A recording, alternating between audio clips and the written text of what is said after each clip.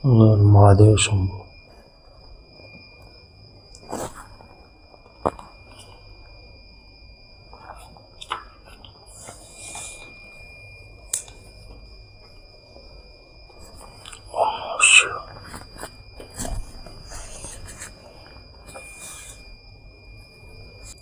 चौथा अध्याय सनत कुमार व्यास संवाद। सूत जी कहते हैं, हे मुनियों, इस साधन का महात्म्य बताते समय मैं एक प्राचीन वृत्तांत का वर्णन करूंगा, जिसे आप ध्यानपूर्वक सुने। बहुत पहले की बात है। पराशर मुनि के पुत्र मेरे गुरु व्यास देव जी सरस्वती नदी के तट पर तपस्या कर रहे थे। एक दिन सूर्य के समान तेजस्वी विमान में यात्रा करते हुए भगवान सनत कुमार वहां जा पहुंचे। मेरे गुरु ध्यान में मगन थे। जागने पर अपने सामने सनत कुमार जी को देखकर वे बड़े तेजी से उठे और उनके चरणों को स्पर्श कर उन्हें अर्घ्य देकर योग्य आसन पर विराजमान किया। प्रसन्न होकर सनत कुमार जी गंभीर वाणी में बोले, मुनि, तुम सत्य का चिंतन करो। सत्य तत्व का चिंतन ही श्रेय प्राप्ति का मार्ग है। इसी से कल्याण का मार्ग प्रशस्त होता है। यही कल्याणकारी है। यह जब जीवन में आ जाता है तब सब सुंदर हो जाता है। सत्य का अर्थ सदैव रहने वाला है। इस काल का कोई प्रभाव नहीं पड़ता। यह सदा एक समान रहता है। सनत कुमार जी ने महर्षि व्यास को आगे समझाते हुए कहा, महर्षि, सत्य पदार्थ भगवान शिव ही है। भगवान शंकर का स्मरण कीर्तन और मनन ही उन्हें प्राप्त करने के लिए सर्वश्रेष्ठ साधन है। पूर्व काल में मैं दूसरे अनेकों साधनों के भ्रम में पड़ता हुआ तपस्या करने मद्राचल पर जा पहुंचा। कुछ समय बाद महेश्वर शिव की आज्ञा से सबको साक्षी तथा शिवगणों के स्वामी नंदीश्वर वहां आए और स्नेहपूर्वक मुक्ति का साधन बताते हुए बोले, भगवान शंकर का स्मरण कीर्तन और मनन ही मुक्ति का स्रोत है। यह बात मुझे स्वयं देवादिदेव भगवान शिव ने बताई है। अतः तुम इन्हीं साधनों का अनुष्ठान करो। व्यास जी से ऐसा कहकर अनुगामियों सहित सनत कुमार ब्रह्मधाम को चले गए। इस प्रकार इस उत्तम वृत्तांत का संक्षेप में वर्णन किया। ऋषि बोले, सूत जी, आपने स्मरण कीर्तन और मनन को मुक्त का उपाय बताया है, किंतु जो मनुष्य इन तीनों साधनों में असमर्थ हो, वह मनुष्य कैसे मुक्त हो सकता है? किस कर्म के द्वारा बिना यत्न के ही मोक्ष मिल सकता है? पांचवा अध्याय शिवलिंग का रहस्य एवं महत्व। सूत जी कहते हैं, हे शौनक जी, स्मरण कीर्तन और मनन जैसे साधनों को करना प्रत्येक के लिए सुगम नहीं है। इसलिए योग्य गुरु और आचार्य चाहिए। गुरुमुख से सुनी गई वाणी मन की शंकाओं को दूर करती है। गुरुमुख से सुने शिव तत्व द्वारा शिव के रूप स्वरूप के दर्शन और गुणानुवाद में रसानुभूति होती है, तभी भक्त कीर्तन कर पाता है। यदि ऐसा कर पाना संभव हो तो मोक्षार्थी को चाहिए कि यह भगवान शंकर के लिए भगवान शंकर के लिंग एवं मूर्ति की स्थापना करके रोज उनकी पूजा करे।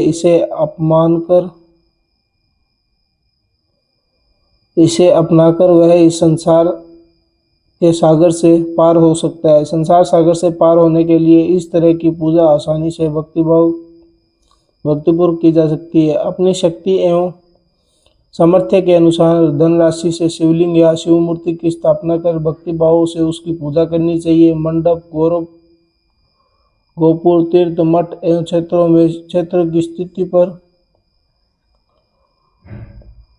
उत्साह का आयोजन करना चाहिए तथा पुष्प, धूप, वस्त्र, गंध, दीप तथा पुआ और तरह तरह के भोजन नैवेद्य के रूप में अर्पित करने चाहिए।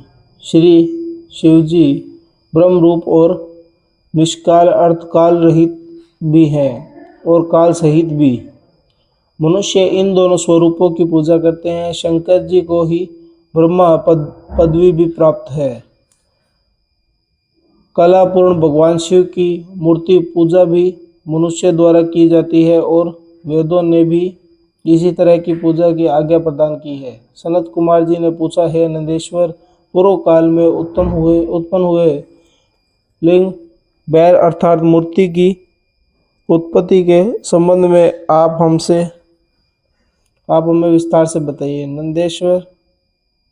नंदिकेश्वर ने बताया, मुनीश्वर, प्राचीन काल में एक बार ब्रह्मा और विष्णु के मध्य युद्ध हुआ तो उनके बीच में स्तंभ रूप में शिव जी प्रकट हो गए। इस प्रकार उन्होंने पृथ्वीलोक का संचरण किया। उसी दिन से महादेव जी का लिंग के साथ साथ मूर्ति पूजन भी जगत में प्रचलित हो गया। अन्य देवताओं की साकार अर्थात मूर्ति पूजन होने लगी, जो कि अभिष्ट फल प्रदान करने वाली थी। परंतु शिव जी के लिंग और मूर्ति दोनों रूप ही पूजनीय है। छठा अध्याय, ब्रह्मा विष्णु युद्ध। नंदिकेश्वर बोले, पूर्व काल में मैं श्री विष्णु अपनी पत्नी श्री लक्ष्मी जी के साथ शेष शैया पर शयन कर रहे थे। तब एक बार ब्रह्मा जी वहां पहुंचे और विष्णु जी को पुत्र कहकर पुकारने लगे। पुत्र उठो, मैं तुम्हारा ईश्वर तुम्हारे सामने खड़ा हूँ। यह सुनकर विष्णु जी को क्रोध आ गया। फिर भी शांत रहते हुए वे बोले, पुत्र तुम्हारा कल्याण हो, कहो अपने पिता के पास कैसे आना हुआ। यह सुनकर ब्रह्मा जी कहने लगे, मैं तुम्हारा रक्षक हूँ, सारे जगत का पितामह हूँ, सारा जगत मुझ में निवास करता है। तू मेरी नाभि कमल से प्रकट होकर मुझसे ऐसे बात कर रहा है। इस प्रकार दोनों में विवाद होने लगा। तब वे दोनों अपने को प्रभु कहते कहते एक दूसरे के वध करने को तैयार हो गए।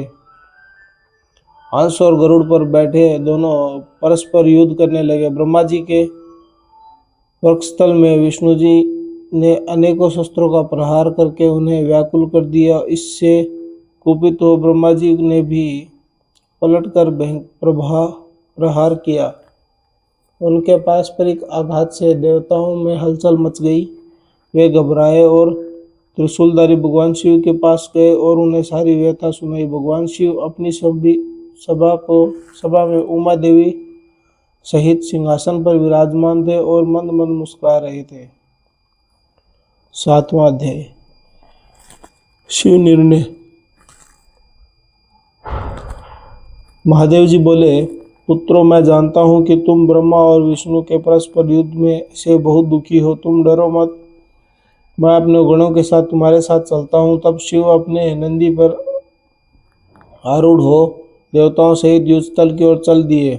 वहां छिपकर वे ब्रह्मा विष्णु के युद्ध को देखने लगे। उन्होंने जब यह ज्ञात हुआ कि वे दोनों एक दूसरे को मारने की इच्छा से महेश्वर और पाशुपात अस्त्र का प्रयोग करने जा रहे हैं, तो वे युद्ध को शांत करने के लिए एक महाअग्नि के तुल्य एक स्तंभ रूप में ब्रह्मा और विष्णु के मध्य खड़े हो गए।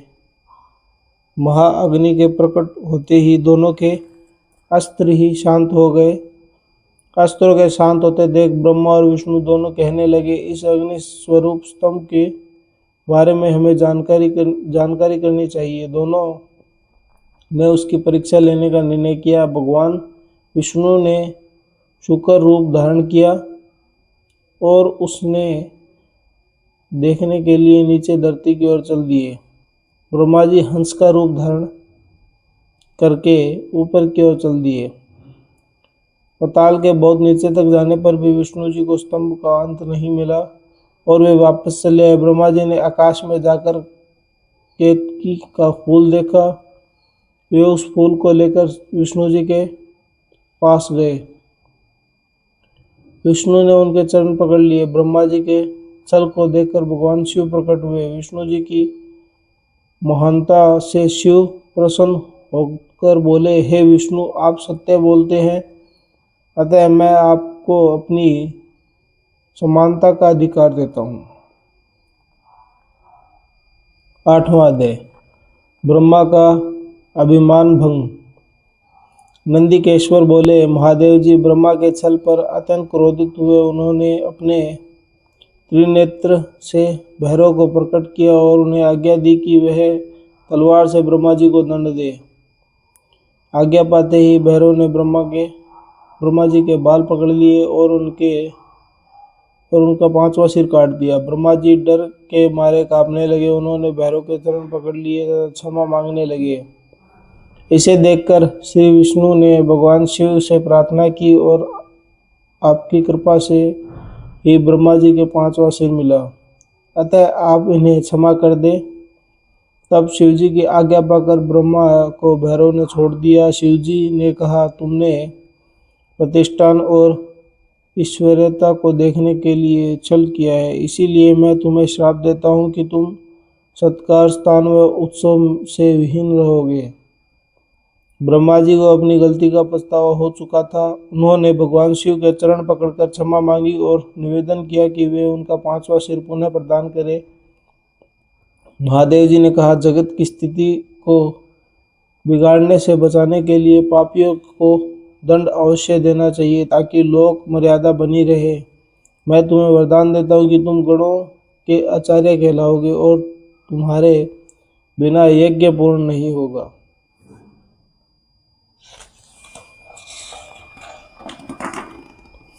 फिर उन्होंने केतकी के पुष्प से कहा, अरे दुष्ट केतकी पुष्प, अब तुम मेरी पूजा के अयोग्य रहोगे। तब केतकी पुष्प बहुत दुखी हुई और उन्होंने चरणों में गिराकर माफी मांगने लगी। तब महादेव जी ने कहा, मेरे वचन तो झूठ नहीं हो सकते, इसलिए तू मेरे भक्तों के योग्य है। इस प्रकार तेरा जन्म सफल होगा।